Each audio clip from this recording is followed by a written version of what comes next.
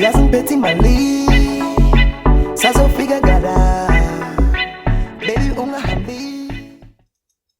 All right. Hello and welcome to another edition of the Nothing But Football podcast, a podcast where we give you everything football related and a couple things that aren't. First and foremost, I think like, subscribe, download, everything that you need to do for the platform you're on. And let me introduce my friends and fellow co-hosts of the Nothing But Football podcast. On my immediate left, I've got Mr. Potion. What's up, guys? It was a horrible weekend. We need to get serious now, so let's get serious. And on my further left, I've got Uncle Curtis. Another weekend, another loss. Starting to lose faith in Arteta, man. But it's football. We continue loving Arsenal. It is what it is. And myself, I'm Lucas. I think, guys, let's just start off because obviously there was some sad news during the week and during the course of this time, football related. First, let me start off by saying rest in peace to Gerard Houllier, Liverpool legend, former Liverpool manager. You know, he won a treble with Liverpool, 3 titles in the season. I think it was FA Cup, UEFA Cup, and League Cup. So rest in peace. And Mr. Potion, tell us a little bit more about who else we've lost. I think the next player is more local based player. It's Mocheka Madisha, Sunderland's player. It's actually looking quite promising defender that we needed to make sure we keep our eyes on. But yeah, sad loss. We keep losing people, eh? It's very hectic. And to car accidents, especially South African soccer players. Yeah. You need to find out what's going on. Too many car accidents, too many deaths. Yeah. And it is festive. Let's be safe out there. But let's get into it, guys. So it was another weekend in the English Premier League. Surprising weekend. a lot of the main teams, a lot of the big teams dropped points. It was a weekend that Leicester was actually the big winner of the weekend, right? Uh-huh. All right, let's start off at the big game of the weekend, the Manchester derby.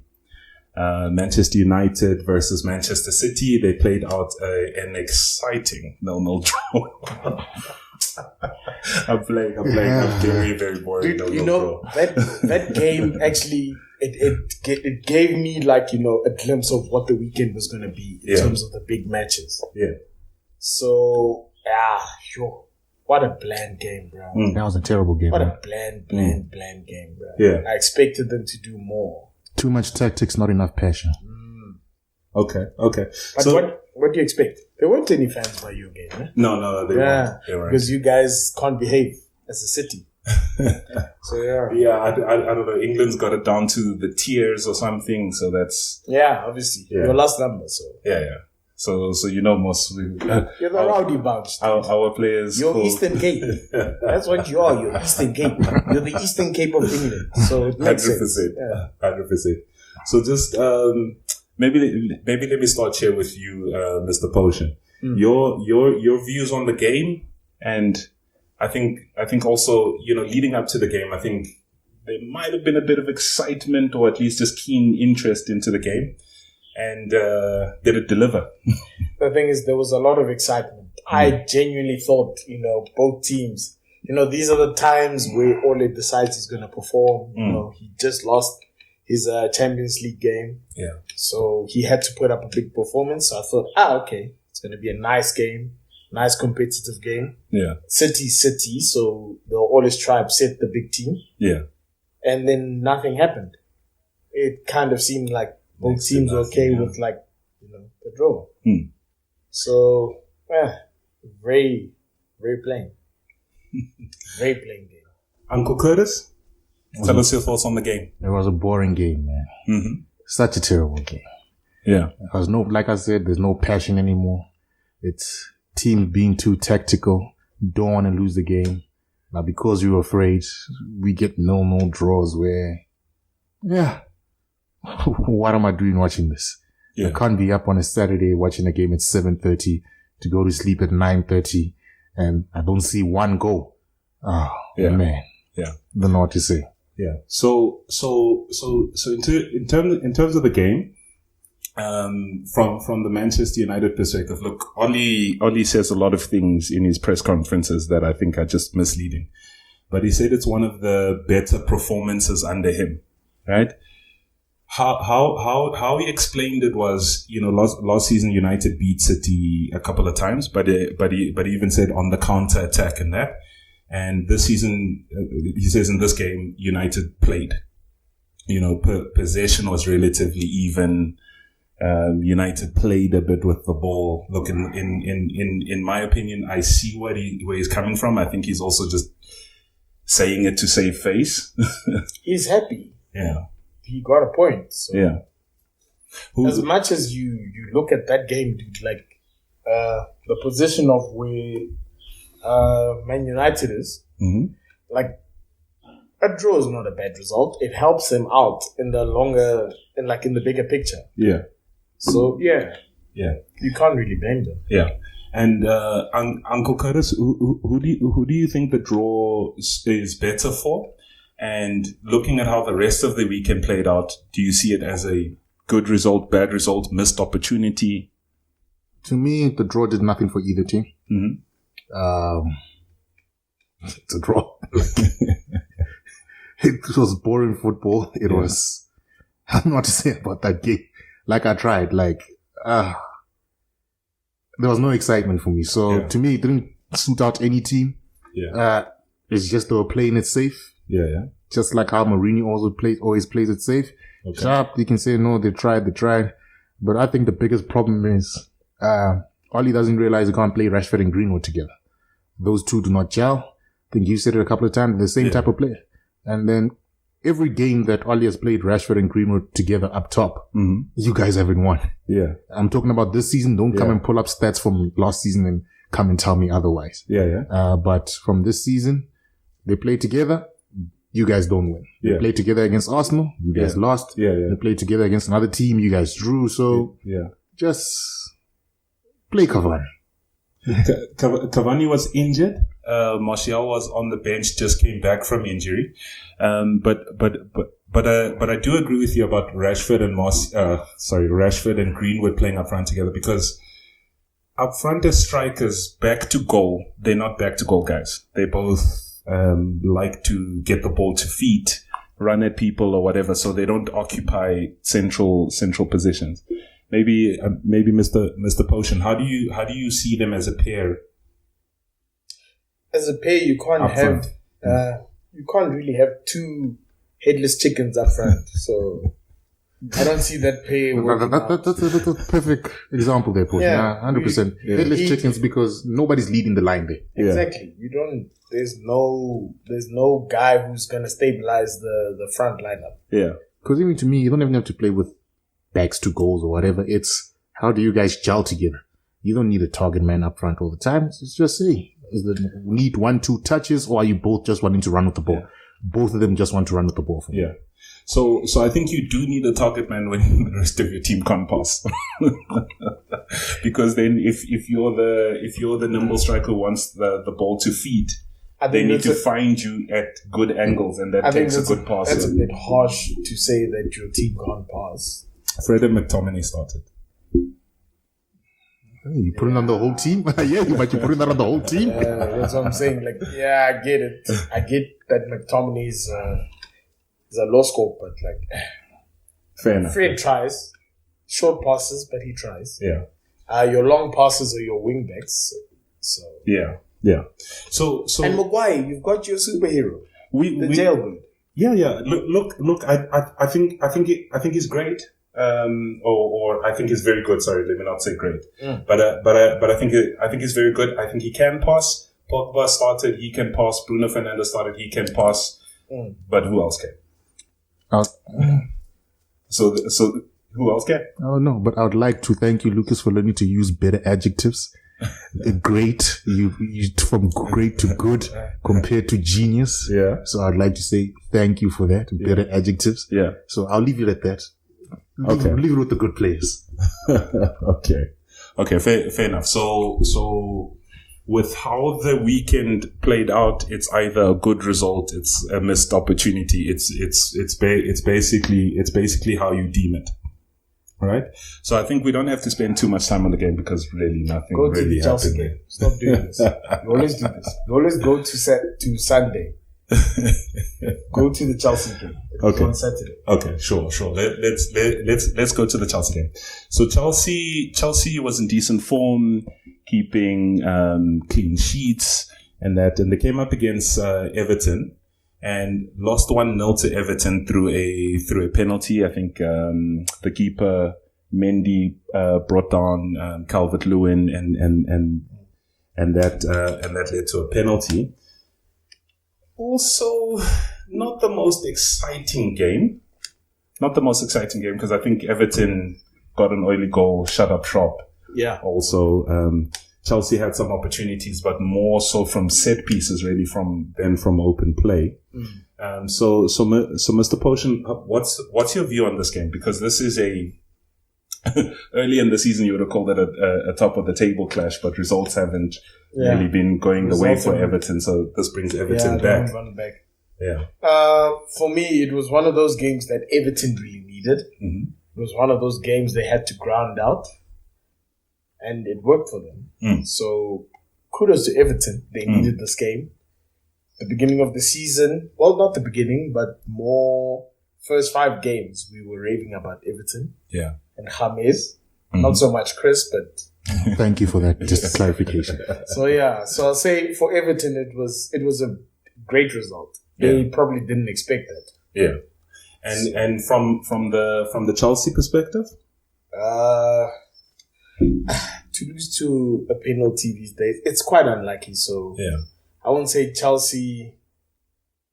Yeah, wasn't a bad performance by Chelsea. Like it feels weird to say that it was a bad performance. So I'll just say it was they lost to a penalty. So what can you say? Yeah, Uncle Curtis, Everton did this without James.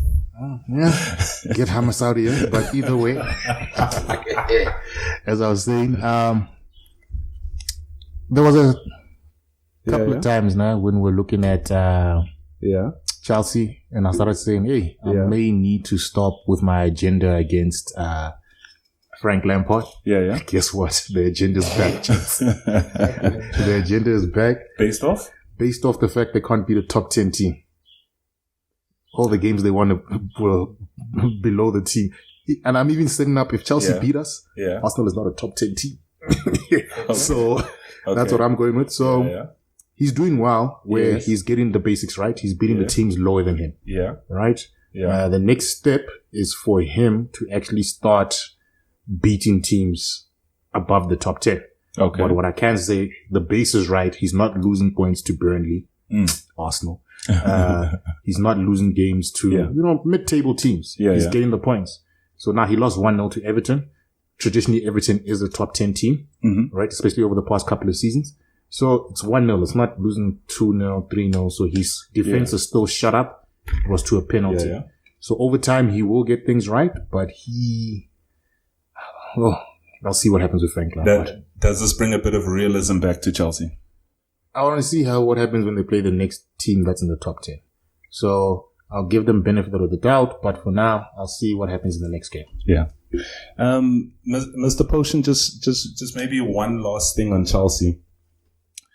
Kai Havertz, sort of been a mixed bag season, right? In this game, Chelsea was without their wingers. They were without Ziyech, Christian Pulisic, and Kai Havertz played where Ziyech normally plays. But again, a sort of indifferent performance. We've seen up and downs from him already. I think he's got a hat trick, but that was in the League Cup. Yeah, Carabao Cup or whatever. How are you finding him? He's the wonder kid they told us about, right? To tell you the truth, he's still got a long way to go.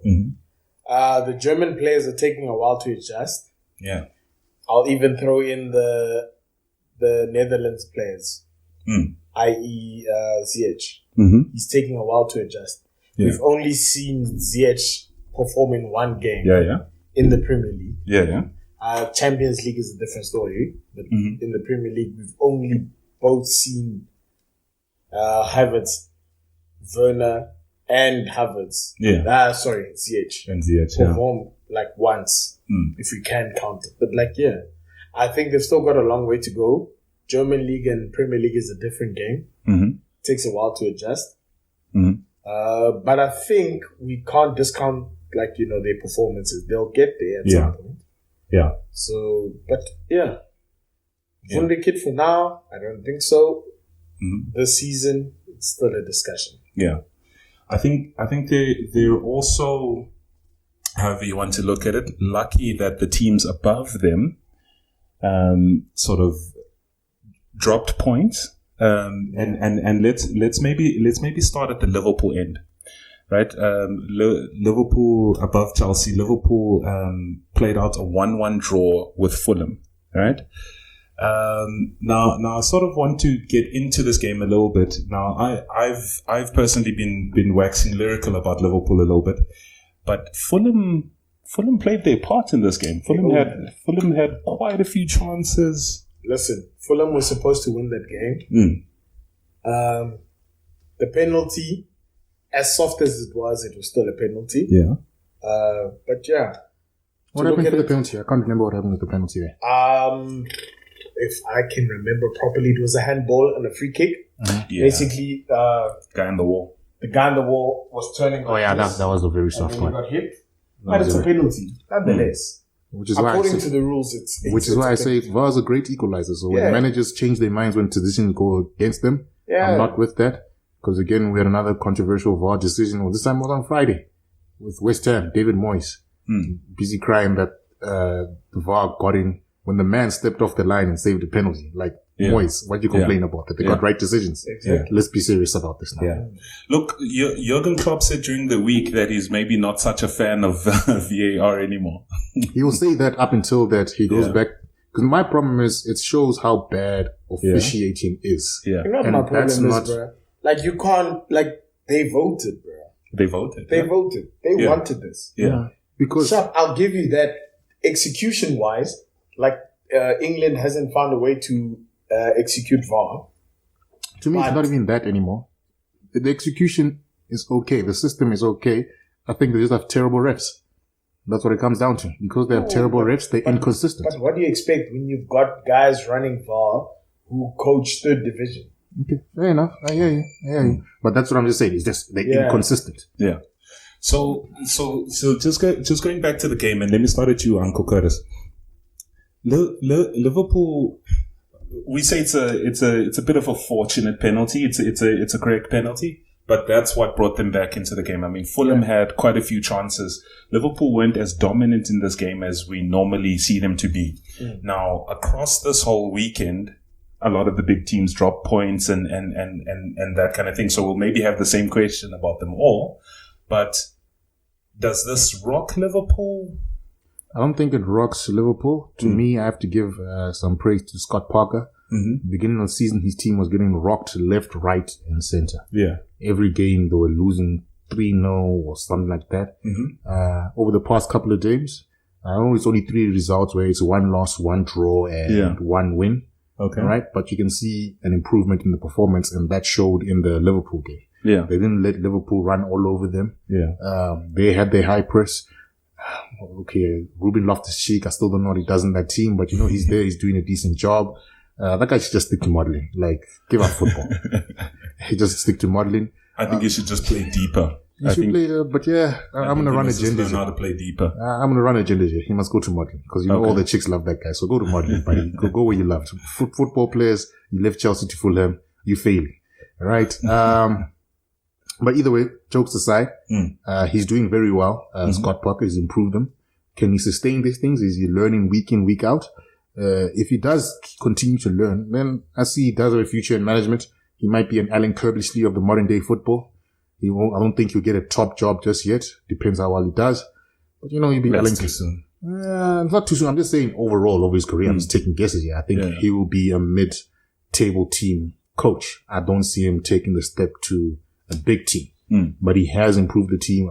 He might stabilize it. If he stays in from relegation, it'll be a good job. Yeah. And Mr. Potion, Liverpool had a relatively strong side that started the game, and they lost Joel Matip at halftime, which is I don't know how long he's going to be out, but they're kind of getting to the bare bones at centre back. I'll give this to Liverpool. Trent Alexander-Arnold just came back from injury, same as Robertson 2 games ago. So they are struggling.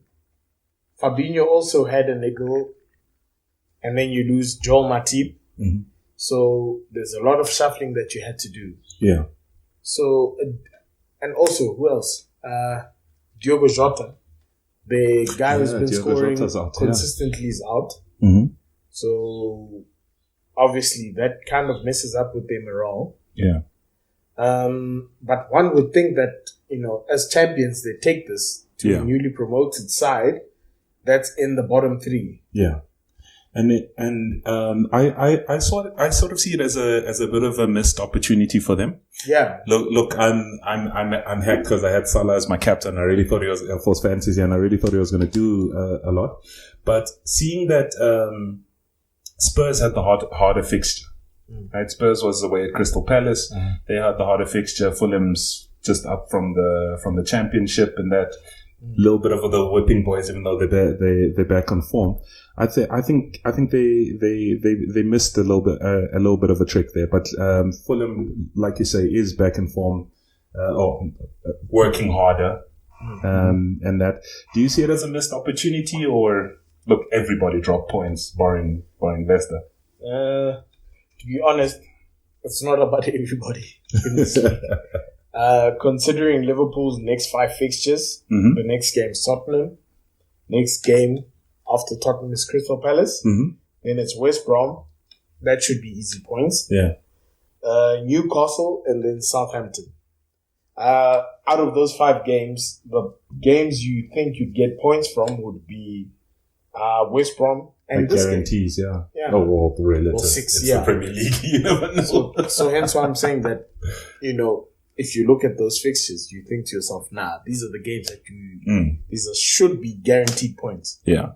But they're not really. So I think they'll be disappointed in themselves. That's why Klopp was quite angry in the post-match interview. Yeah. Yeah. Because he knew in his head that they should have won this. He said something about, do I need to write a book and give it to them to read on the pitch or something? Yeah. He made some weird analogy. No, he said something. He kept saying, he kept shouting, wake up during the game. And then apparently, when they asked him, you kept saying wake up, and he kept saying that's a bad question. And Klopp gets very angry during so he got angry. So, but But I do believe his high intensity football does take a lot from players. So they will have results like that from time to time. From time to time, but I mean, it's been high intensity football for 4 years already. But considering most of those new players in today's catalog, but some of those players in the squad are not regular features in the squad. Some of the players that are playing now, in the 11. Because even when you look at Liverpool now, their problems are not defense, because they're coping pretty well. They're struggling to score goals. Mane, 6-game goal drought. Yeah, the Jota come to them, and then he scored a few goals. He scored a few goals, but what I'm trying to get at is maybe Jota upsetting the team balance, because Mane can't. This is the longest goal drought he's been in a while for now. So you look at things like that. You don't see it up until hindsight 2020, Lucas. You don't see it up until later, but it's small things like that where you just make changes to the team, thinking sharp, it works out, but it affects somebody else in another way. Yeah. Salah's not kicking off. He's not scoring. Firmino's scoring, but Jota's scoring all the goals. So there's something not clicking over there up top. Yeah. Liverpool have scored the most goals. They have, but I'm just talking about their main strikers. Yeah. Salah and Mane. Okay. The guys that won them the Premier League last season are nowhere to be seen this season. Okay, fair enough. Look, and that draw leaves them still level on points with Tottenham at the top of the league, because Tottenham dropped points 2 away at Crystal Palace. Now let's get into that game a little bit, because it wasn't as good a performance from Tottenham as you've seen over the past couple of weeks, but Crystal Palace is a tricky fixture. Yeah. I'm not going to give you Crystal- that cop out. I'm not giving you that cop No, out. no. Give me that cop out. You love Mourinho. You say- Yeah, I love Mourinho. And you love his tactics. I do. He just came up against a manager who uses his tactics. So it wasn't a good performance because he had to be on the attack. And when they had to go on the attack, they didn't know. When you watch that game, Crystal Palace had the better opportunities, right? But Crystal Palace is just as organized as a Mourinho team. So that's why I'm saying I'm not giving you that cop out, because you can say, no, it wasn't a good performance, but what's a good performance for Tottenham?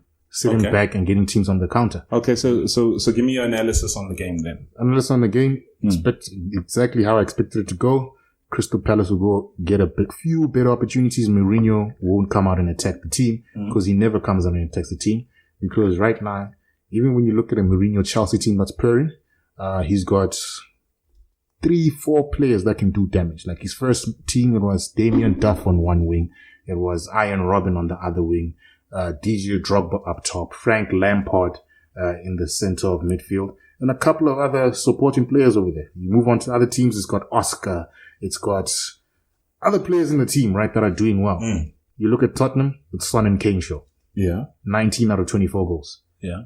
It's a counter-attacking team. You miss one of those players, you're missing 16 goals out of the 19. Okay. Because even when you look at them play, they assist each other. They're not assisting other players. Yeah. I think it was Potion that made this analogy. What happens with Son and Kane is Kane drops back, boosts the ball forward, Son gets to it because he's fast, they score a goal. How often can you do that before you get caught out? Okay. Which is why I don't think Tottenham will be in the Premier League race, because they over-reliant on two players. Okay. So do you think they were caught out in this game? I don't want to say caught out. I just think they don't have an alternative plan B to play another team. Like, they'll be fine against City. Yeah. They'll be fine against the team that's attacking more than them. Yeah. What happens when the team doesn't want to attack? Yeah. So I agree. I agree with you. I also want to give some credit to Crystal Palace, because I mean Crystal Palace has Zaha and Eze. Those guys, they like what I accuse Rashford and Martial of doing, except they're actual wingers who do it properly, but they run at you. So Tottenham sits their team deep, and these guys, because they have the ball and they're good tricky wingers or whatever, they'll pull players out of position.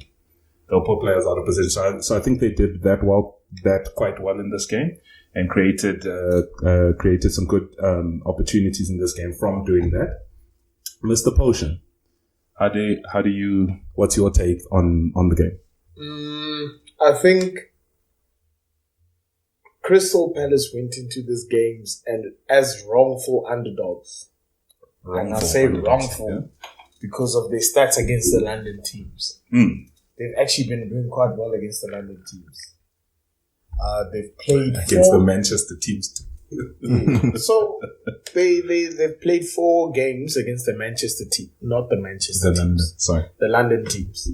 They've won 2, which was Crystal Palace. No, sorry, they won against Fulham and Southampton. Southampton is not London. Drew against Tottenham and lost to Spurs. Yeah. So that's what I'm saying. Like, if you think of those stats, you don't go into it as a London derby and think, it's easy points. Yeah. Even though it's Crystal Palace. Yeah. Crystal Palace also has this thing of just upsetting you when you don't expect it. So yeah. It's expect the unexpected. So, I expected Tottenham to be more awake. They got caught by Crystal Palace. Yeah. And good for Crystal Palace. I won't say bad for Tottenham. Like, Tottenham didn't play badly. Yeah, I don't think that's badly either. To me, it's not even about being awake, guys. It's just Mourinho's tactics don't work against a team that he has to play his tactics against. Crystal Palace, Mourinho, same tactics. So you're saying old school coach trumps out an old school coach? I'm just saying counter-attacking coach trumps out a counter-attacking coach. Okay, which can happen, I guess. It can happen, I guess. I mean, it's 38 games. You're not going to get 38 wins. Yeah, I hear you now, but I'm saying that Mourinho sets up his teams to beat the bigger teams, not the smaller teams consistently. That's where the problem comes with Spurs for me, because when a team sits deep, Kane can't sit deep and bash those long balls to Son. Kane has to take on 1, 2, 3, 4 players. Yeah. And Tottenham are not creating great goal scoring opportunities, but they are putting away the goal scoring opportunities. Yeah. So you remove that from them, what happens? So I'll take you on there just for the sake of conversation. But when a team sits deep, you're not going to get your creative or your spark or whatever from the front players necessarily because they won't have space. So that's when you need your guys from deeper. And I mean, Tottenham, it depends on how they use it, but Tottenham do have the likes of Ndombele, Lesalso, you know those guys to perhaps try and Reguilon bombs on from the left, Sergio Aurier bombs on can bomb on from the right. Okay, you see, but then it also comes back down to what I'm saying. Even when they create chances, it's Son Kane each time. Yeah. Where's Reguilon? Where's Ndombele? Okay. Where's Lesalso? What are they doing? They're scoring the odd goal in the Europa League when they're winning 5-0. So what's happening? Because then yesterday was their chance to step up. Did they step up? They didn't. Yeah. Let me stop you there. Get to it, bro. Just do it. Let's do it. I'm ready. Has your guy settled? No, he's been trying to marinate us. I'm watching you, dude. You're trying to marinate. Just get over it. Like, just get over it. Just do it. Have you settled? Do it. Are you do into it now? Do it. All right. So on Sunday, Arsenal played against Burnley, and Arsenal lost again. So Arsenal lost. So you don't do mystique anymore. You don't say, "Oh, the result was whatever." You just say they lost again. You just is this you? So Arsenal played the game. No. Yeah, Arsenal, let's talk about that game. The game between Arsenal and Burnley ended in a 1-0 result to Burnley. That's what you normally say, not what you just said now. Okay. Arsenal lost the game. I've never heard you say that before. I've never heard you say that. Fair enough. So please, keep the same energy. Arsenal and Burnley played out the game, and the game ended 1-0 to Burnley. Yes. Okay, thank you, Lucas. So let's start here with the man whose blood is boiling already. Let's start with Mr. Potion. Please take us through this game, sir. How'd you find this game? This is a game I didn't really watch to analyze or I that. watched it. So maybe just take us through the game a little bit. I watched it. Whether because you guys have mentioned before some overlying themes in terms of Arsenal, the lack of creativity and that kind of thing. Before the game started, I saw the lineup. Yeah. When I saw the lineup, I knew Willian again. Yeah. Willian again. Yeah. Not playing well. Yeah. Hasn't had great performances. Mm-hmm. Not even great. He's had average performances. Subpar. Very subpar. Mm-hmm. Another person, Bellerin. Very subpar performances. Mm-hmm. Didn't expect to see him in the squad after Maitland-Niles' performances during the week in Europa. Yeah. Another player, Xhaka. Xhaka's been skating on thin ice. Yeah. Nothing special. Did he fall through the ice from what he did in that game? I'm analyzing the game, Oh, so sure. please. Okay. So looking at those guys, like from the beginning of the game, I decided, okay, sharp. This is problematic. White Lies FC is gonna cause problems for us. And we started the game. Exactly what I expected. No venom. And then we played into the second half. Mm-hmm. Xhaka got a red card. I don't know when he decided to show passion. Like in stupid incidents like that. Yeah. He got a red card. We actually played better for a bit without him. And then we conceded. One goal. Unlucky Aubameyang. Yeah, unlucky. It happened to a player who's actually been trying. Mm-hmm. Like, as much as he's the captain, and he's one of those captains like Harry Kane, who is not a talker, but he's more of a doer. Okay. Yeah. So Leads by example type of thing. Yes, he leads by example. Mm-hmm. Then after that, things kind of just, settled out. Burnley were more than happy to just take the one goal. Yeah. So to you, Mr. Curtis. Now, Arsenal's run of form is not great right now. So sort of put this game into context of the run of form. Because like I said, we've seen some. You guys have mentioned some overriding themes, lack of creativity. You've told me that defense is sorted out, but you know what I mean. I sort of, if somebody says, why is Arsenal in this bad run of form right now? How would you? To me, you're gonna let me go there. I think it's terrible man management. Arteta needs to learn man management better. He throws his players under the bus. Yeah. And because he threw his players under the bus, the players don't want to play for him anymore. Yeah. All right. And as much as you can be a tactical genius, all right, if you can't get players to buy into what you're buying into, right? Mm-hmm. That's what's going to happen. You're going to lose the team and they won't want to work as hard as they want you to work. So give us a bit of insight into that, because you're saying they're not playing for him and you've just said he lost the team. What do you mean by that? Somebody on the outside, what does that mean? Who's he lost? To me, it's comments that he makes about certain players. Mm-hmm. Like I remember when Pepe got the red card, he came out and he blamed Pepe essentially with some of the words that he said by saying that he's let his team down and what. Cool, he got a red card, right? But to me, say that in the training ground.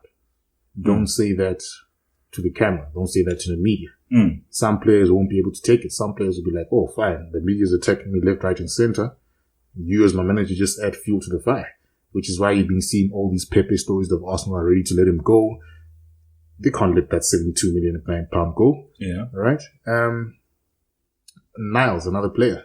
Niles came out in support of Ozil. When he got dropped from the team, it was like the team supports Ozil and what.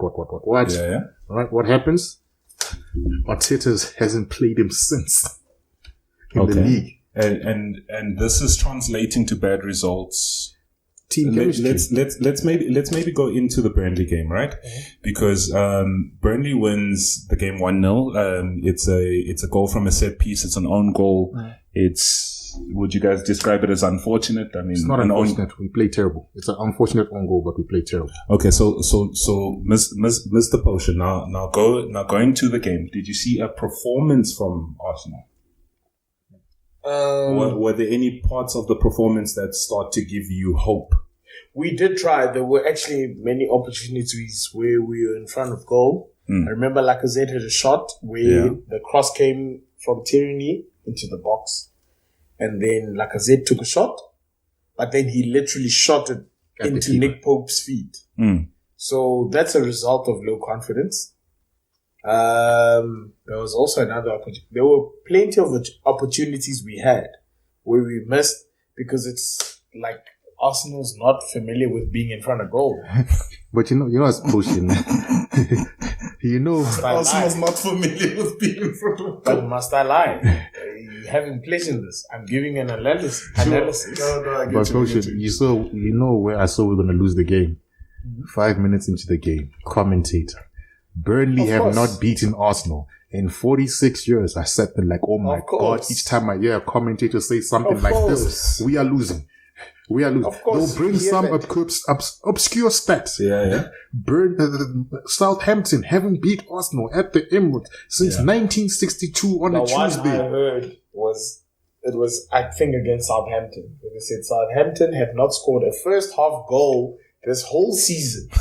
Guess how, they hit us with 3 or something like that. No. They scored 1. Don't get. Or was it 2? No, it was 1. It was.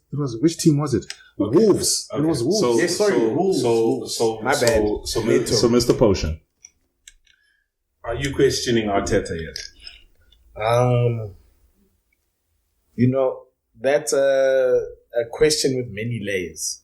It's not necessarily that I'm questioning him in his overall job. But I'm just saying, like Chris is saying, his man management is poor. It's very poor. We need to discuss that.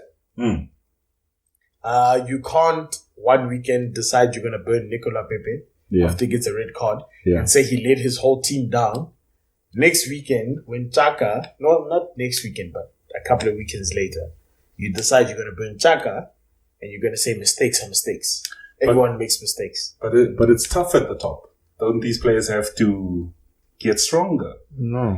When you get to the top, everyone's going to throw stones at you. I get what you're saying, but if your mom and dad are throwing stones at you, what are you supposed to do, bro? Do you understand how much? Loves you, then? That's a hard household to grow up in, bro. And to Mom me, and dad are beating the feces out of you. but also to me, a key factor over there would be you look at all top managers over history, all right, and the one consistent theme that you'll get, is when they speak about the manager, especially successful managers, when they speak about the manager, they speak about the manager as being like a father figure to them, a person who they can go to for support, a person who generally cares about your well-being. But a father would scold you too. He wouldn't scold you in public. Okay. Your father wasn't whipping you at school when you failed. Nigga took you home and he's like, well. When last did you get beaten in checkers? Never. Exactly. Yeah. That's what I'm saying. They beat you at home. Okay. They say, they hit you with that look. I'll find you at home. Don't worry. You're behaving like this outside. I'll find you at home. So maybe let me ask this. If he was talking about the players better in public on the press conferences, that would translate to their performances on the pitch. How? I'm not saying it translates to performances, Lucas. I'm saying it's a factor that leads to deterioration of your confidence. Right? But the opposite is not true. The opposite doesn't add.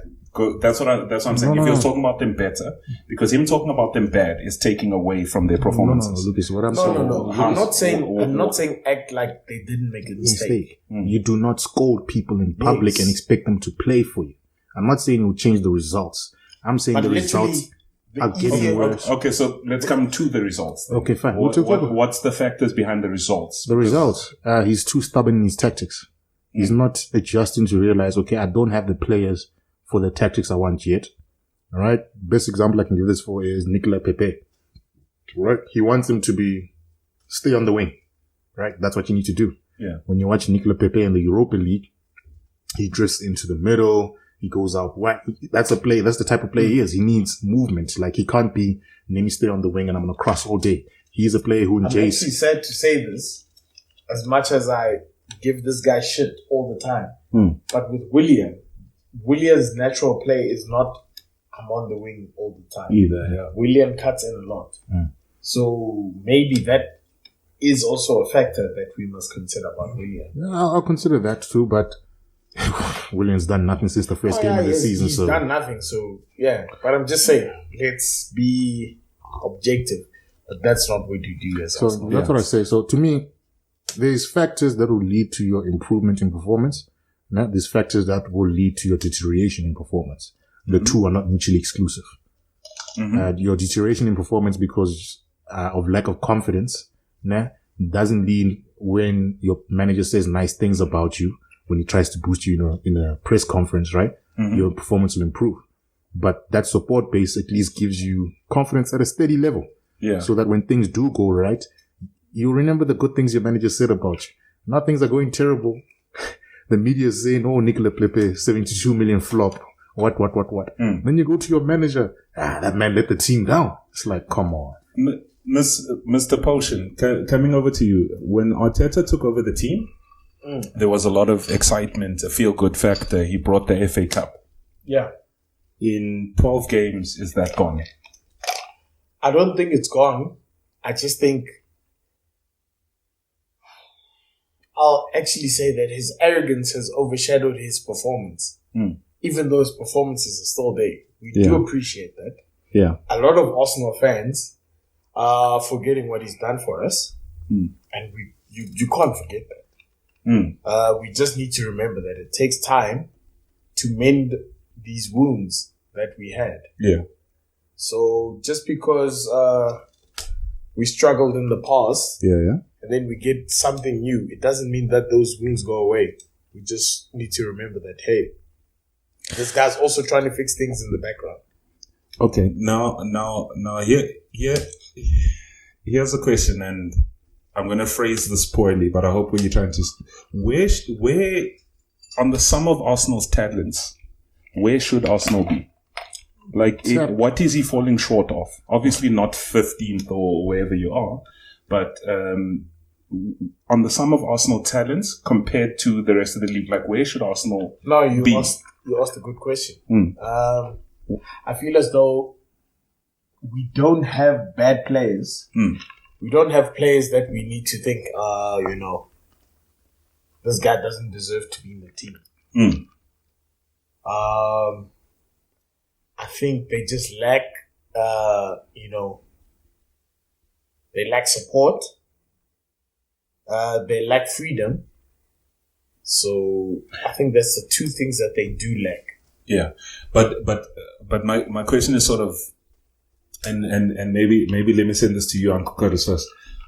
When you look at the league, you generally tend to say the top six, right? We know what the top six are. The teams pushing the top six is Everton, Southampton, or whatever. On the sum of Arsenal's talent, where should Arsenal be? Is Arsenal the top six? Easily pushing top six. for the top six? On sum of talent, easily top six.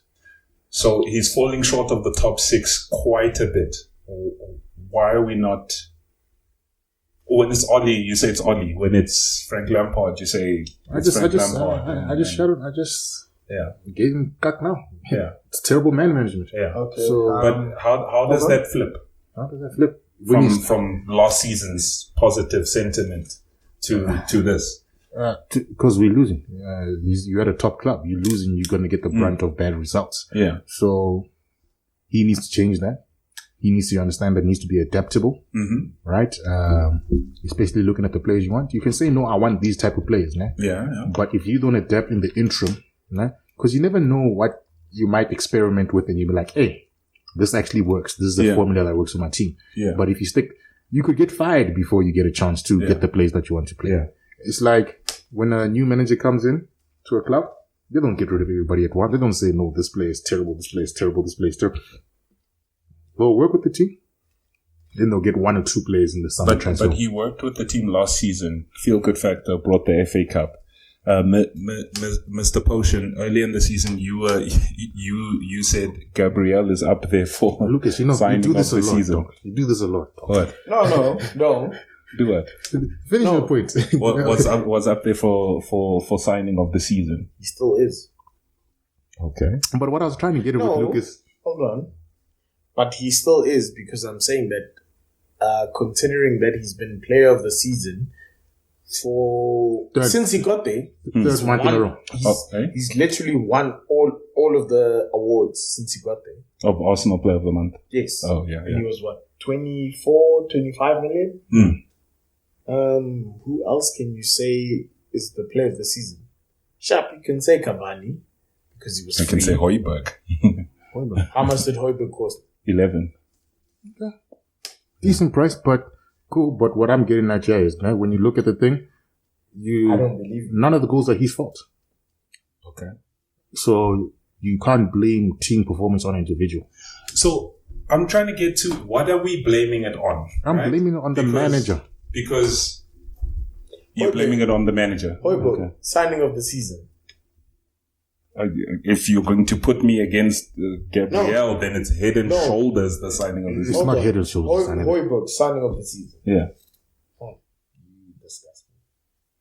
So you're fighting for the guy that you are losing games with, conceding games with. Lucas, the centre back who's not. Lucas, he's not the problem. He's saving goals. So he's the player of the season because he's not he's the best signing because he's not the problem. Yes, he's improved the defense. Just because you're in a terrible team.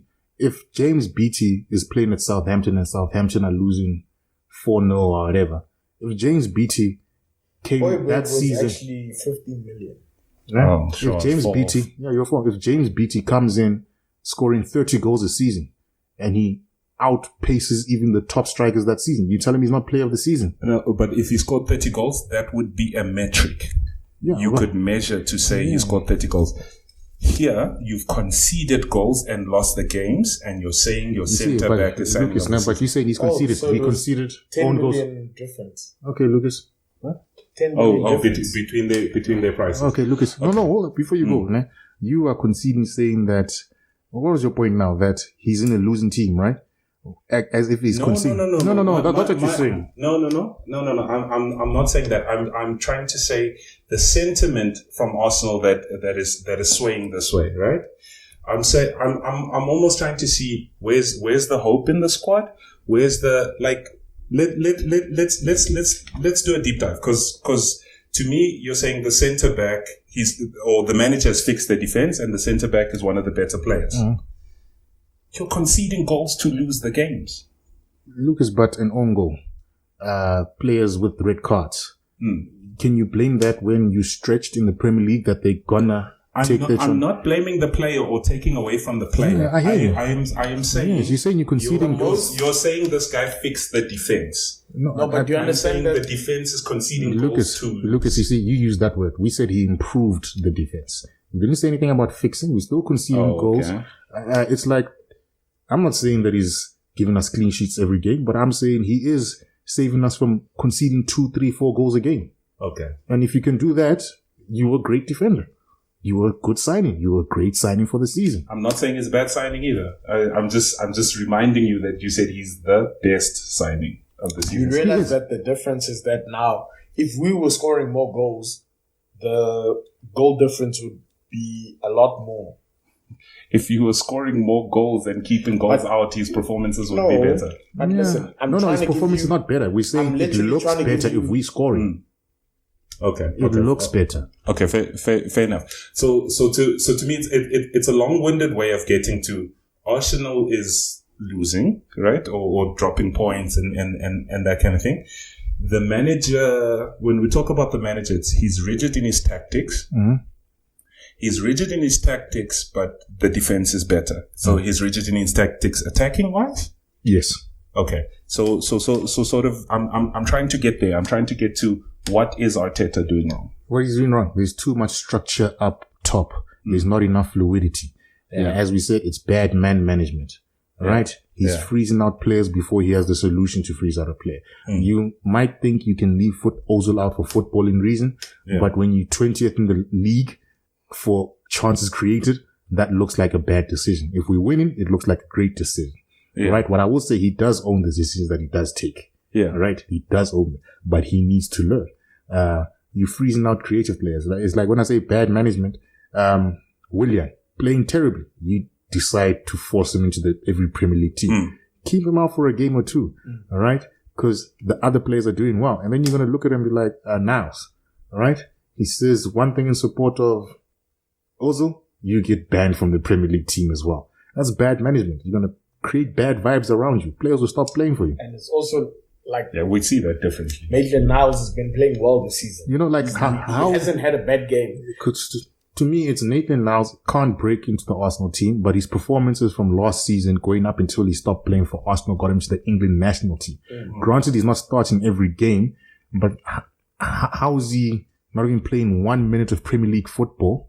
All right, for Arsenal in the Premier League, but when it's time for national duty, he's part of the 23-man squad now quite consistently. So something's wrong there. It's bad man management. Stop being so prideful. You know what I'm saying? It's like what Pep did with Eto'o, right? The first season he got there. Like Eto'o, he tried to freeze at Barca. He tried to freeze Eto'o out. What did Eto'o do? He showed him why Eto'o was a top striker and kept on banging in goal after goal after goal. All right. And then Pep had no choice but to play Eto'o. He got rid of him eventually, right? But at least Pep at that point was loose enough to say, hey, Joe, if I start losing whatever with this guy on the team when he's banging in goals, I will look terrible. So that's what it is. Okay. Fair enough. Look, let's go into the team that had the best weekend overall. Right? Unexpectedly, all the top 16. All the top teams drop points. So Leicester, well, we can talk about Southampton too. Let's maybe talk about them together. Leicester and Southampton both got 3-0 victories. Now, coupled with all the other teams dropping points, that's actually quite a good victory for them. Look, it's an up and down team. It takes them back into third place, a point behind the top two. Leicester. I'm not going to put too much praise into that result because I expect them to lose other games. It was against Brighton after all. Brighton do generally struggle. No. They do. Brighton this season is They've been playing well. No. You mean against Leicester? Not only just against Leicester. Brighton has been playing well, guys, but they haven't been getting results to match their performances. Okay. All right, so they've been struggling. But a tough team to play against. They're a tough team to play against, but they're not getting results. Yeah. You know what I'm saying? They are 16th. Yeah, so you can't say they're playing brilliantly against. Yeah. So that's an expected result. Okay. Right? Even when you just look at the run of things, when Brighton played Liverpool, right? They got a draw. They played well that game. But because you're not generally playing well, because the rub of the green is not going your way, you're not going to win the next game. You're going to lose against the Leicester. Yeah. All right. The team that's impressing me right now is Southampton. Ings was out for 2-3 games. They drew those games. Ings comes back.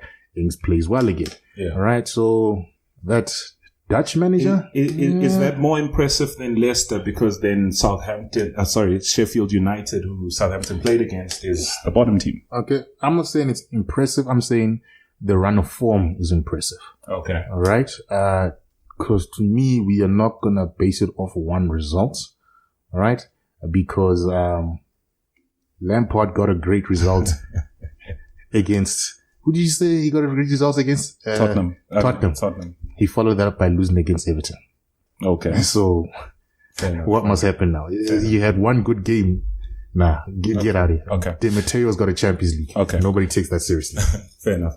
But look, basically how the table is played out, and that's I think I'm going to use that to lead into looking at this midweek round of fixtures.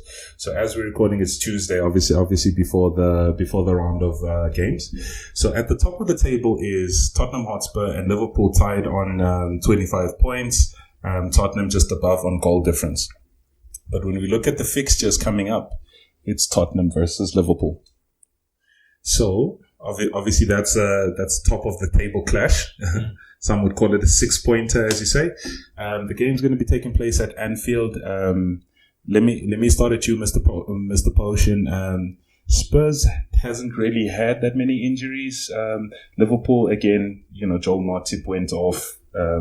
Obviously, Van Dijk is still out and that kind of thing, but it's still Liverpool. They're still tied at the top. How are you seeing this game playing out? What are you expecting to see? The big games this season have tended to be 0-0s. Yeah, I think Liverpool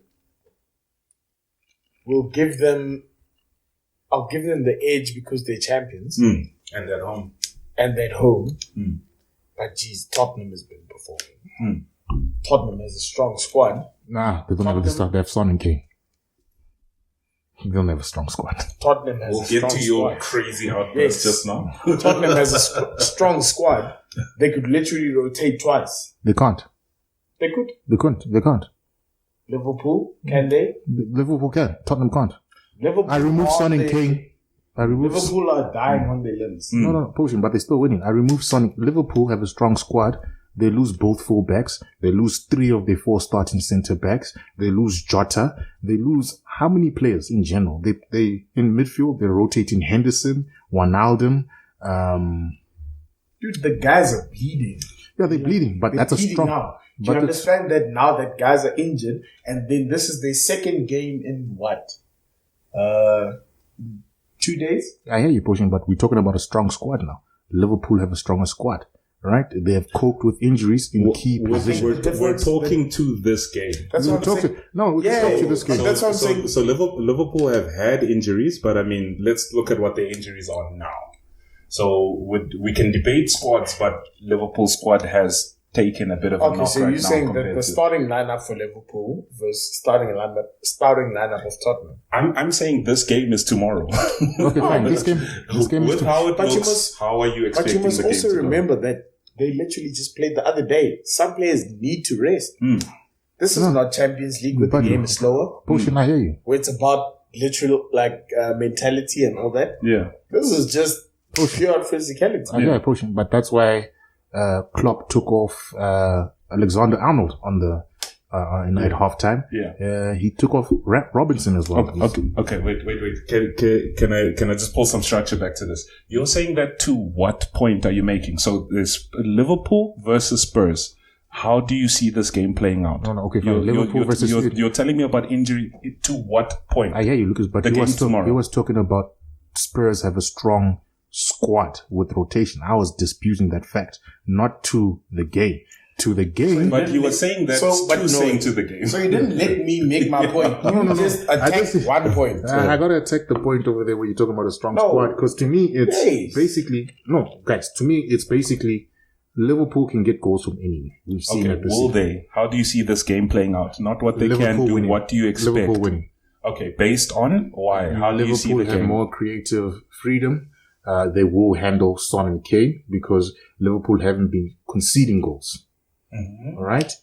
Son and Kane will play off the counter attack, but I don't see Son doing those runs on the wing because he will not outpace Robertson. He will not outpace Trent Alexander-Arnold. So hold on. Okay. With Matip out. Matip is not out. He's not. He came off because he had a sore back, but he's going to play that game. Watch. He's going to play. It wasn't an injury. They said he had a sore back. They removed him. Also, you think they just took precaution for the game, right? The same reason they took off Trent Alexander-Arnold. To me, guys, when you got a strike partnership, yes, Son and Kane are great. Okay, Shap. So besides that, Fabinho still has to play. Fabinho played the whole game, Yeah. So my problem is not with Liverpool's squad. My problem is that Tottenham's squad is very predictable. Klopp knows where the goals are going to come from. Nobody else. Liverpool's isn't. Liverpool's goals can come from Salah. It can come from Mane. It can come from Jota's out now. It can come from. The problem is you don't like Tottenham. No, I can hear you. Okay, guys, but listen to me, guys. Head on the table. Listen to me right now. Tottenham are not winning that game. Liverpool are winning that game. I have no doubt about that. Because, as I said, Tottenham play on the counter. As a Tottenham supporter, this would be the moment where I say this guy must wear Tottenham shirt the next episode. I'm telling you right now. But that's what I'm coming from, because you must concede to Mourinho's brilliance if they win. No, I won't concede to Mourinho's brilliance. I'm not saying that. Like, I'm not saying that there's going to be a brilliant, what's his name? There's going to be a brilliant showing from Tottenham, but I'm just saying, if you look at it on paper, like, we've been looking on paper for the past 3-4 weeks. I'm trying Liverpool to tell you have been proving us wrong week in, week out. Even though Tottenham have been losing in Europa, they came second. Yeah, Potion, I hear you, right? Was it first? Second. In the group. Oh, they might have came first because the other team I think lost. Yes, exactly. Yeah. Okay, but my point is, I think, wait, and I think Mr. Potion, we didn't really give you a chance to really delve into your perspective of the game. Because I was interrupted. I think it's an interesting clash of styles. Liverpool has a high press, all right? Liverpool doesn't like to give the opposition time on the ball. They like to pick the ball off defenders, which requires stamina. I mean, Jurgen Klopp says no number 10 will create the amount of chances his system will. You know, the high press, because of where you win the ball, you're relatively close to goal and that kind of thing. Mourinho, against teams that tend to play with a high press, he tends to say, listen, don't pass around the back. Don't give them the game they try to, that they want. Right? So it's an interesting clash of styles. How do you see it playing out in terms of gameplay before we get to results prediction, but gameplay? I think there's two possibilities. Mourinho could decide to do what he does and give them possession. If that happens, Chris, I think that's you're right. I think Liverpool will win, because if you give Liverpool possession, they'll win. But if Tottenham comes out and fights, I think that's going to be a different story. If Tottenham can't come out and fight against Crystal Palace, Tottenham is not going to come out and fight against Liverpool. That's all I can say on that. Okay, Chris, so how do you see the game playing out? Let's okay. Give us your Tottenham hatred then. How do you see the game playing out? Other than just... Tottenham are going to lose for the simple fact of I don't think they're brave enough in certain games. All right? Liverpool's high press will keep Harry Kane and Son within their own box. All right? And they're going to get goals. Can I ask this? Liverpool likes to play with a high defensive line, right? Also, Trent Alexander-Arnold is not that great defending balls in behind him.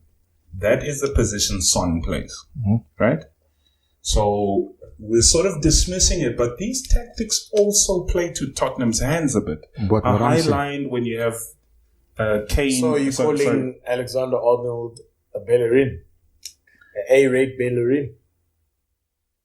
Yeah, maybe it's what a Bellerin wants to be. That's why I said A-rate. Look, I don't even think they shouldn't be in the same conversation because I don't even think Bellerin attacks as well as... A-rate. Oh, okay. This guy's dead down the question. But either way, Lucas, I can see this guy's ignoring my thing. I clearly gave him the distinction as in like, nah, they're not on the same league. Okay, but Lucas, not. But I'm assuming you're saying C. Bellerin is C. Is that what you're saying? Yes. Okay, cool. But either way, what you were saying about that, man, with Alexander-Arnold versus... I agree with you. Alexander-Arnold versus Son. I'm saying Kane won't have the chances to make those passes. If he can't make those passes, what's Son going to do? Kane won't have the opportunity to make those passes because... He'll be, with the high press, he'll be stopped from making those long-range passes to get over the top. Why will the high press stop him? Because he won't have enough time to get those passes off himself. The high press means the strikers are pressing their defenders. Kane is dropping into that space where Kane is going to be deep. Kane is going to be deep with his defenders. They're going to high press. He's going to be deep. Where did he play the pass for Son against the Arsenal goal? Center circle? Not center circle, like halfway between the center circle and the back. It wasn't at the center circle. Because for the Son was already... Son got the ball at the center circle. So you can't tell me Kane wasn't the center circle. That was a long ranger. So it was back there. He drops back. He almost does... I don't want to say this because I don't like Kane. Give me a score prediction then, because 2-0 to Spurs, to Liverpool. Nothing positive on the Spurs end. So it's a 2-0 to Liverpool and an easy game. I'm not saying easy game. I'm just going to say... So what are you saying? What will Spurs bring to the game? Nothing but defend. Okay, and why won't that make it an easy game? Because why does that make it a 2-0 and not a 0-0? Because they'll be good defensively, but Liverpool will have the quality to score the goals. Good defensively where will Liverpool then... You know the thing, Lucas? What I'm saying is it's not going to be a 5-0. Nah? Liverpool win the game because I don't believe Spurs will offer anything attacking-wise. All right? Counter-attacking-wise, I don't see Tottenham getting the better of Liverpool. So that's why I say it's a 2-0 game. So I'm not looking for, Liverpool are going to outrun them. They're not going to outrun them. They structurally sound organized-wise. But they'll get a goal or two, and I don't see Tottenham scoring. Because if you just stop the Son-Kane partnership, that's the end of the game. If I'm wrong, I'm wrong. I'll come back and I'll admit I was wrong. Do you see it as black and white as that, Mr. Bolton? Out of curiosity, who's Liverpool's partnership? Liverpool's partnership is mostly, I don't even say specifically partnership. The goals come from the wing backs. It'll be Robertson on one wing. It'll be, Trent on the other wing, right? And that only comes to play because in the midfield, Henderson, Wijnaldum. Okay, who's the other player that plays there now? Henderson, Wijnaldum, Curtis Jones played in the last couple of games. Will press the Tottenham midfield and so forth like that, so that loose passes happen. All right. So with Liverpool, like Lucas says, it's a system that works. I don't like the system, but it's a system that works. Yeah. Right. Mourinho, I don't think has come across many high press teams besides Barca. He's played Klopp many times. Many teams. That's what I'm saying. His system generally works against, other teams, not high press teams in general, which is why him and Pep close to even. I'm not sure what the win rate there is. I'm not sure what the win rate between Klopp and Mourinho is, but I can put my money on Klopp has gotten one more games. Okay. So my sort of perspective on the game is like I said, I think it'll be an interesting clash of styles. I think from a Spurs end, I don't write them off as easily as that. I write them off as an attacking threat. Hey? I write them off as an attacking threat. Okay. Fair enough. Anyway, from my perspective, I think Mourinho tactic is he doesn't want to give you the game that you want. You high pressing or you high pressing my team makes sense if I'm passing between my centre backs and my full back, because then you're going to take the ball off me there. Mourinho will say go long. Get behind them, because you have to commit players forward to the high press. That leaves less players behind and a high line. Balls over the top, halfway line, that kind of thing. Son is quite quick. Bergwijn is quite quick. They might be occupied by Liverpool's fullbacks. Okay, but I expect them to have 30% possession. But I think I'm calling a draw or a single goal victory. Okay, I'll give it to you. But then, where do you think? Either way. Where do you think the long passes are coming from? Which player in the Tottenham squad? I think they can come from Kane. I think they can come from Ndombele or Salso, whoever plays as the 10. They can come from Toby Alderweireld. They can come from Højbjerg. They can come from Serge Reguilon. They can come from Serge Aurier. Okay, cool. I'm going to watch the game. If none of those players make a long pass besides Kane, I'm going to give you cut next week. You can, but you can also just sit here and write it off out of complete nothing. You've said nothing, so nothing can be held. That's what you think. It's according to my take. That's what you think. No. Okay, give me something that I can hold you to next week. Okay, sure. You're going to hold me on long passes. I'm saying something is going to happen. Okay. Say something is going to happen so I can hold you to that. Let me give my opinion. I'm telling you, they're going to press out Kane. He's not going to make long passes. I believe those other players are going to be so preoccupied. Nah. Hold on. There's a reason why Kane has 10 assists. Because they press them out. No, and they have. He does the same thing. No, Potion. Which other team plays high press in the Premier League? Dude, No. Southampton. Have they played Tottenham? No, they haven't. Name me the team that beat City. They beat United. They beat City. They beat United with the long passes. United with the long passes from who? Dude, there was. Come on, bro. Yes. No, United with the long passes from who? There was a game, like literally, Kane got the ball from the middle on the center. Potion. He holds it up against he United. turns around. There's a player in the Potion. middle, You say high press. Nah. Lucas's problem with United is Fred is good at pressing. Nobody else presses with him. So you can't say United is a pressing team. City, K5. I might give you that, but did they beat them? They didn't beat them, I think. Or did they? I'm not sure. They did. Okay. Beat them too. All right. But what I'm saying, against other Premier League teams, they're not many high-pressing teams. I don't believe Mourinho beats high-pressing teams as you guys would like to make it seem. This just sounds like you're finding a team. This is basically the lesser of two evils. No, Lucas, guys, listen. The lesser of two evils. Listen to what I'm saying clearly. I'm putting my head on the stake. Yeah, I'm giving you exactly what's going to happen. Please, you know what? If I can find a Tottenham shirt for you, I support Arsenal. I know how this burns. No. If Tottenham beats Liverpool, will you wear a Tottenham shirt? No, but I'll concede that Mourinho's a great manager. No, that's not. I'll put it on the record. Would you concede he's better than Wenger? Fuck, no. But you see, the thing is, you're making outlandish statements with no consequences. Exactly. With no consequences. No, but what I'm saying is that, like, bruh, it sounds like you willing to give Liverpool credit and just say, yeah, but okay, these guys have already won. Yeah. I'd rather have these guys get credit from me than Tottenham. Yeah. Tottenham is a good side. Yeah.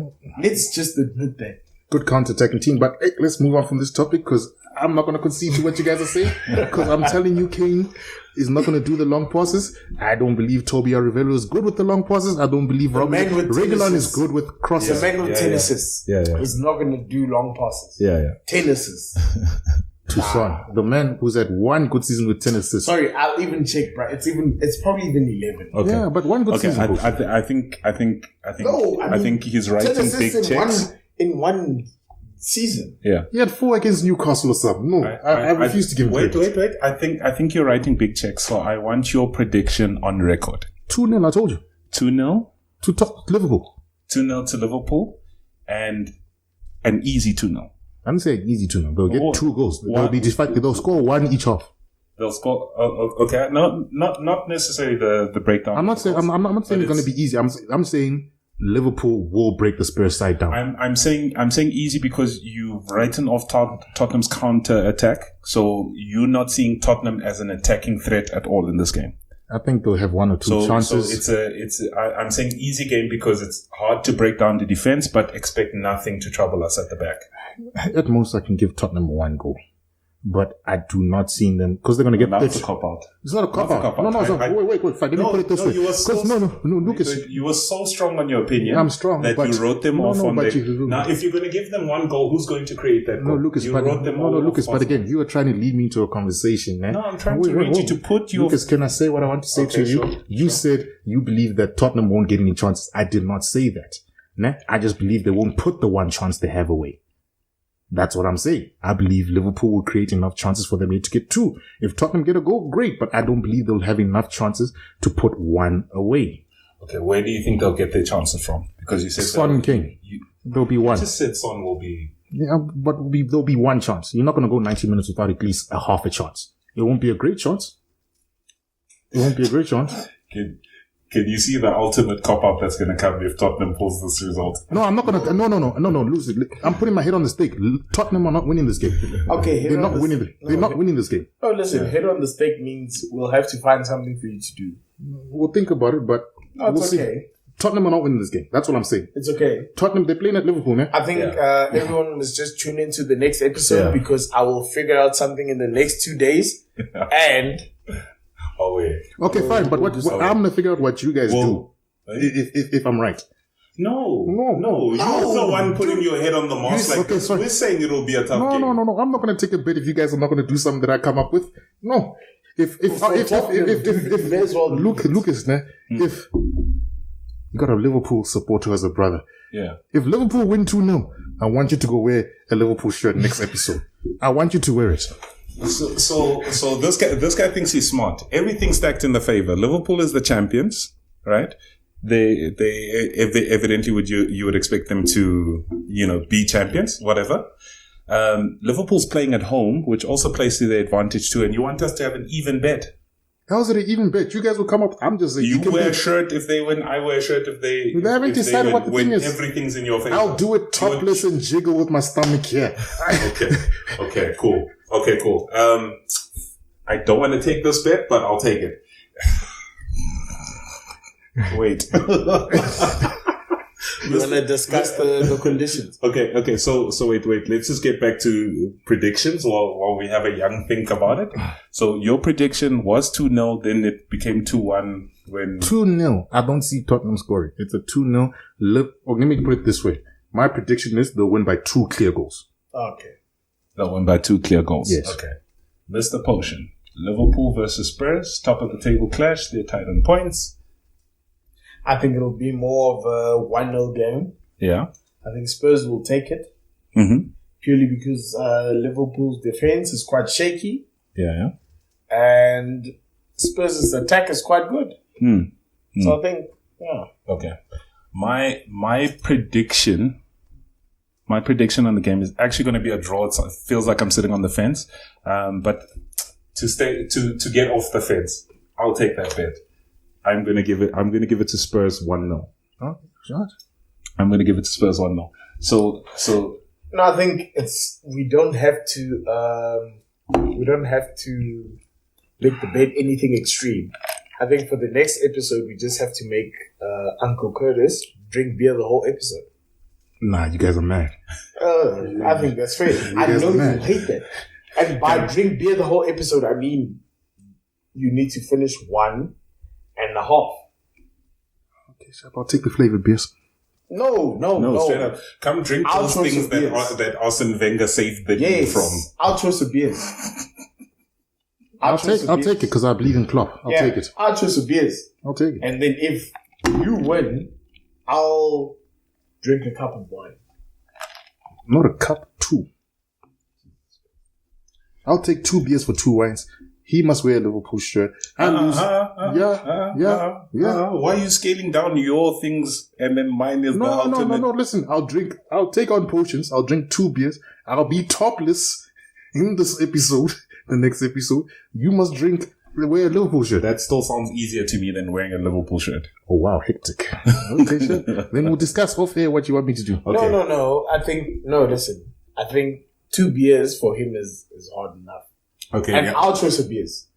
I can literally bring any beer in the world in. I'll do it. To those of you at home that think that sounds simple, drink 2 beers. Mr. Curtis absolutely hates beer. Have you even ever had a beer? The devil's pissed that I'm not touching that stuff. This is how I know the Lord has me. I will not drink beer. The Lord has me. Please, Lord, please. And Mr. Potion is not that much of a fan of wine, are you? Yeah, wine has a very hard effect on me. I'll drink below.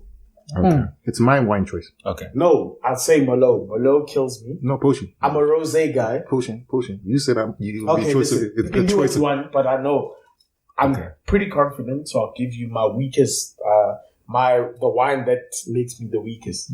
Okay. Merlot. Two glasses of this. I still think these bets are soft. I think those ones are on it. Okay, what's it for me? Liverpool shirt. No ways. You drink beer, I wear a Liverpool shirt. For you. You will forget you drank beer. Okay. I will be wearing a Liverpool shirt on camera to be reminded for the rest of my life. We'll discuss it off air. We'll discuss it. No, Okay. wait. You hate... Follow us on Twitter. We're going to have this chat on Twitter. You hate stuff, so I'm thinking, what do you hate? No, they'll follow us on Twitter. We'll put our tweets. I'll see what the fans or the listeners want Lucas to wear. I think this debate is going to rage on. Wear a crop top. What? Crop top or Liverpool No top. one's going to see it. He's going to be on air. He must do a long episode. Don't worry. We'll figure it out. We'll figure it out. Nigga, show off the Congolese abs, huh? Listen, okay. I can do this. I can. If I lose, I can give you Arsene Wenger's history. I can praise Arsene Wenger for 5 minutes. No, because I know you respect Arsene Wenger as a manager, so no. Yeah? You can wear an Arsenal shirt. Then he must wear a Liverpool shirt. He must wear a Man United shirt, actually. I can wear Man United shirt. Okay, that's the thing. Okay. Give me Dwight York. Hey? Give me the Dwight York shirt. I'm giving you the Man United shirt. That's just a normal shirt. This season's one, that ugly one with the white and the black. Sure. Oh. My shirt, I look like a model either way, so I'll be good. Yes. Sure. So either way, you guys do that. I think for me, the glass of wine is fine. I've got 2 United shirts. You can wear one too, but you're on my side of the But that's the thing. That's what I'm saying. I'm on your side. Don't worry, guys. I'm not wearing these shirts. This guy will be drinking wine. This guy will be wearing an Arsenal shirt. Yes. So we'll see each other next episode. Okay. Yeah, fair enough. Just to sort of wrap up on the game. I think it is going to be probably the biggest clash of the season so far, right? Mm-hmm. Right. So, both teams top of the table. Table-wise, yeah. Top of the table. Let's just speak to Spurs' end of this, because I think this is new territory for Spurs. Right? Spurs suck. That's where I'm going to end the conversation. I don't like Mourinho.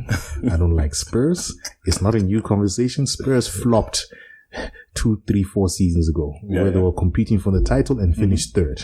Okay. All right. So that's where I'm going to leave it. You and Potion could discuss it, but that's how I feel about it. Mr. Potion, Spurs I also feel like club trajectory. Okay. I also feel like Spurs have done this a lot. The season when Leicester won the league, Spurs was the one chasing them, and they flopped. Yeah. I can't really think of many other seasons, but Spurs have been in this position before. Yeah. And they flopped. Nothing else to say. I'd be surprised if they beat everyone. So yeah. Okay, I'll say from my side, I think this is new territory for Spurs. I think if you look at the top 6, Spurs is the newest one to the top 6, or the more recent one. Who's the top 6? Who's the top 6? The 2 Leicester. Manchester clubs, Liverpool. Leicester. No, man. The traditional, the 2 Manchester clubs, Liverpool, Arsenal. Liverpool, Arsenal. Think. Spurs. Yeah. Who's the 6th? Yeah. Think. So you can say you're right, Chris. Okay. That's what I thought. That's what I thought. Okay. I'll give that to you there. In fact, you know why they created top 6? Why? Is when United dropped out of the top 6. That's then when that it turned. was probably the top two. Where was Arsenal? We Was finished Arsenal above you. in the six? No, we were above you. But that's why I'm saying they created the top 6 when United dropped out the top 4. What do they call it now? The top 15? Yeah. Don't act like you don't have. Yeah, you can throw your subtle jabs, but Lucas, Don't act like you didn't have Moyes. that's when they start. Oh, you guys have got his assistant. Now you're telling me about crosses every game. We said it's home. No. It's not even a Lucas, quarter. but what I'm saying is that's where top 6 comes from. That United fell out the top 4. And they said, yes, Prove that to me. What season? Which the season? Moyes season. That's when the top season when we finished 7th. That's when he started. 6. That's when he started calling top 6 because you weren't 7th when you finished the season. You fired Moyes halfway through the season, but that's when they say and top 6 comes in that time. Yes, what That's about that you're time? saying. Yes, That's what you're saying. We'll find it next episode because I'm tired We'll of. find what? We'll find When what? they started calling the top 6, it was when United dropped out of it. So what will be your Google search? What? Lucas, he's We're asking not me for in the anything. Google. No, leave him. We're not in anything. No, he We've said that's accepted when it started calling the top 6. Okay, Lucas. No, but we're not in anything right now. No, but he's saying it's United that dropped it, as in Lucas, the he- sentiment look- stopped to accommodate United. It did. Exactly. It did. Ways. When No, does- it's when Wenger started dropping. We're- In his last season, Wenger never dropped. Wenger never dropped. his last season was top 6, Lucas. Before that, it was always top 4. So argue. So you're saying it started being called the top 6 when United dropped. Yes. What was it called before? The top 4. 4. Yes, because United was there. United dropped out. They called it top 6. Yeah. Argue. Prove. Stop saying. So your Europa League history, then it was only top 4.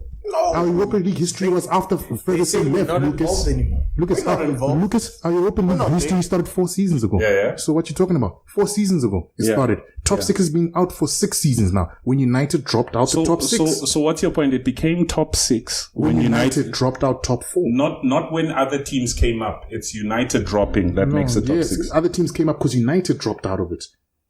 Which is testament to United's how big of a club United is.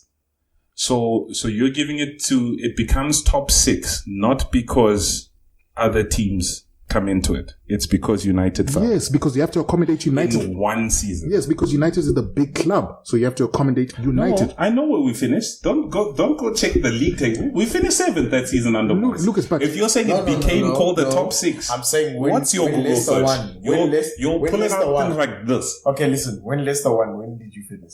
Where did you finish? What year is Leicester? 13, 14. No. Yeah. 2013, 14. Somewhere there. 13, 14. 2013 Man 15, United 16, wins the league. 15, 16. Yeah. Probably finished outside the Let's wrap this up, guys. We'll see when the top Okay. 6 things started coming up. Okay. Guys, this has been another episode of the Nothing But Football podcast, right? Please like, subscribe, download, do whatever it is for whatever platform you're on. We've come to a conclusion, right? If Liverpool wins the game, I'm going to wear an Arsenal shirt. Yes. An Arsenal shirt, and Mr. Potion is going to drink wine that he hates, right? 2 cups. 2 cups, right? If Spurs win, Mr. Curtis, Uncle Curtis, is going to wear a Manchester United shirt. And drink 2 beers.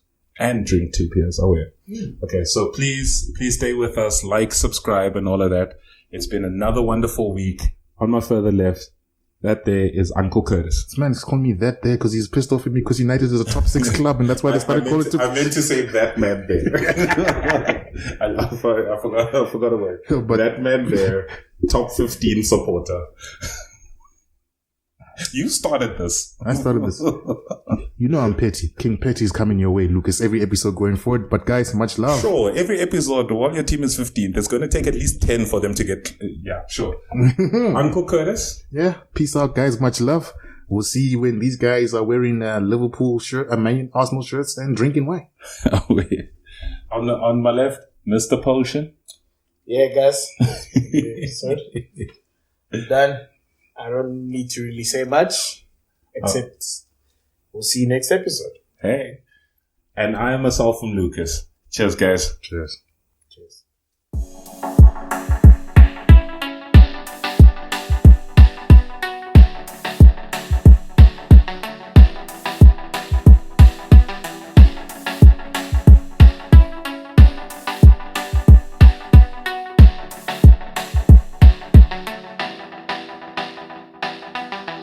uyazi ngiphethe imali. Sazofika